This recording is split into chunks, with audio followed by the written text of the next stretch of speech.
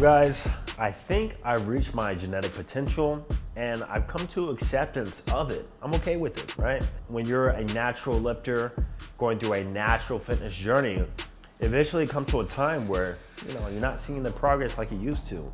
You're not going in the gym seeing PRs consistently. You're not building a lot more muscle than what you were, when you first started, the first few years starting out. And yeah, I do miss that time. However, nowadays, through maintaining and all that, it just came to a realization that everybody has some sort of genetic limit, and yours could be lower than the next person's. Mine could be higher than the next person's. You never know until you get there. Now for me, myself, I've been training for now nearly 9 years, eight or 9 years. I started on September 1st, 2014. So quite a long time. And in my opinion, I've done everything quite right throughout this whole entire time, right? I've gone through bulking cycles, I've tried cutting cycles, I've always hit my protein, I've trained intensely. I've made a whole business off of fitness. So that goes to show that I understand it, I teach it, I'm doing everything right. And I remember in the first early part of my fitness journey, I had a 200-pound dream. I was 16 years old. I had to be like 140 pounds, something like that. And in my head, like 200 pounds was a magic number where it was like, if I got this big, then life will be perfect and everything will be fine. Little do I know that my body simply isn't made to be sitting at 200 pounds. And that was a hard realization that I had to come to because, all my friends, asked, how much do you weigh? Do you weigh 190, bro? Or no, it's like, no, I weigh 160. But them, they weigh like 220, 200 pounds. And sometimes we'll be the same height, or sometimes they'll be even shorter than me.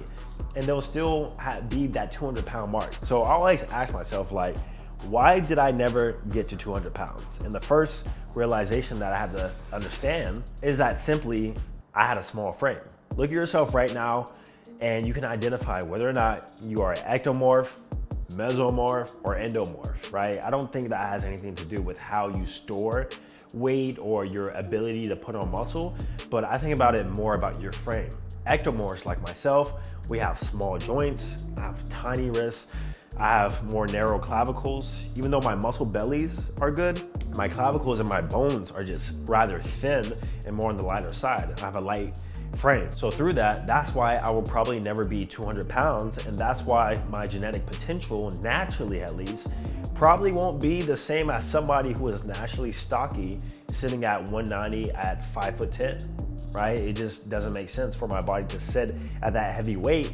If anything, think about it from a health perspective, that can actually be not healthy for me to actually carry that amount of mass and sit at that amount of weight for a long period of time, right? Ectomorphs, you've experienced the same thing I probably have, is that we have struggle gaining weight because our body doesn't want to naturally carry that weight. We are not built to be sitting at 200 pounds plus. Maybe if you're 6'2", maybe you're 6'4", but for 5'10", 5'11", no, it's not happening. And that's the first realization that I had to accept, is that my frame is not meant to hold that much muscle. Now, the heaviest I've ever been was 183 pounds, around 5'10" and a half, 5'11". But the leanest or biggest I ever looked was about 165 pounds, right? That was, 2017, 2018 time frame. I might have looked bigger, but actually I didn't weigh much more. And I feel like I have more muscle now, even though I look bigger then, but just simply because I was leaner. However, like I said, I've never been above 183, 185 pounds in my life. And that was after eating consistently 3,500 calories for months on end. Now you might be asking, what has made you come to the conclusion that you have reached your genetic potential? Because it's quite obvious that I'm okay with it. And that is, I learned it through bulking. I never went on a full serious bulking cycle, not until around 2019 and 2021, when I said I was gonna go bare mode or whatever. And I noticed something throughout my bulking cycles. And it was the fact that I would go on a bulking cycle for an extended period of time, not necessarily look like I was building more muscle because of the fat I was putting on too. But whenever I cut down, I see no noticeable changes in the bulking cycles that I just did. And I felt like I just wasted time. Because before that, I naturally just built muscle slowly while staying lean. And that was the best approach in my opinion, especially if you're doing calisthenics. Yeah, so overall I felt like bulking was a waste of time. And then I just feel like even if I was a bulk for 2 years now, Like, how much mass can my body really put on while staying lean? Keep in mind, I'm not talking about adding more mass while being fat. Of course, I haven't reached my genetic potential in that case. I could be 190 pounds at 15% body fat, 17% body fat. I don't want to do that though. I want it to be 190 to 200 at 8% body fat. That's 20 to 30 pounds of added mass after 9 years of training. It's not happening, bro. The only other way I could do that is just to be enhanced, to hop on TRT, to hop on some sort of natural testosterone enhancement, whatever it may be. I have to be enhanced in order to see those results from this point forward. And yes, I have been curious about what I would look on TRT, and maybe one day I would do it for an experiment.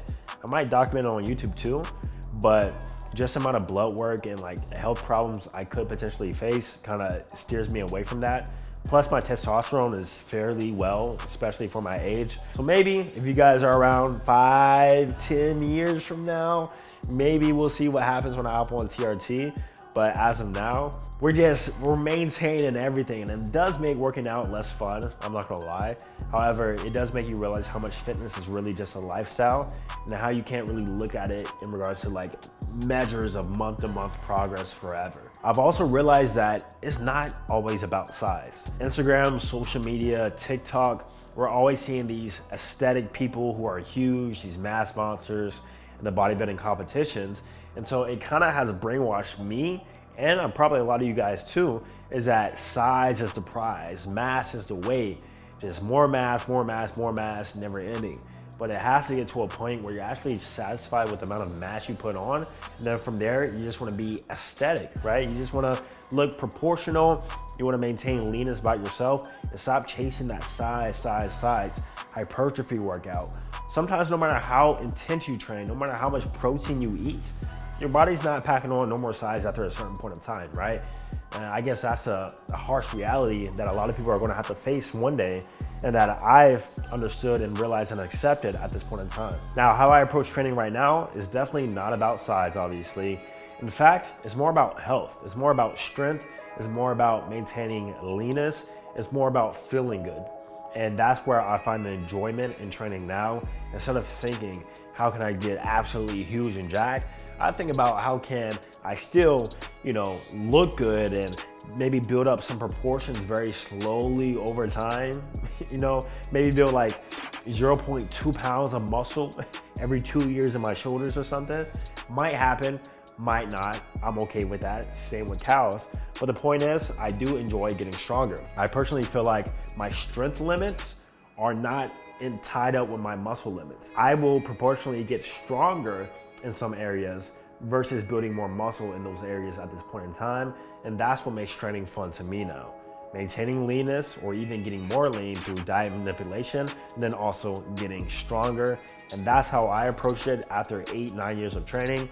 And then one day, that's probably how you approach it too. Now, you guys might have your own opinions if I've reached my own personal genetic limit, but so far, based on what I've seen for myself, I feel like I personally probably have, at least when it comes to an intuitive eating aspect of things too, right? If I was to dial in my nutrition for 10 years straight and eat the perfect amount of calories, perfect amount of protein, I might be able to build more muscle, but when it comes to just maintaining holistic health, probably not gonna happen, and I'm okay with that. Let me know your thoughts down below, subscribe, like, I'm gonna see you in the next video.